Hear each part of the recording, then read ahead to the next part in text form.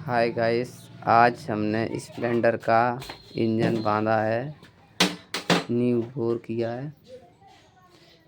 Engine है, सामान रखा है और भी गाड़ियों का इंजन रखे हैं, अभी बनाएंगे इनको। बस इसमें हेड लगाना है। इंजन कंप्लीट हो चुका है। ये हमारे मिस्त्री साहब हेड फिटिंग कर रहे हैं, लॉक लगा रहे हैं हेड के। भाई चैनल को फॉलो करें।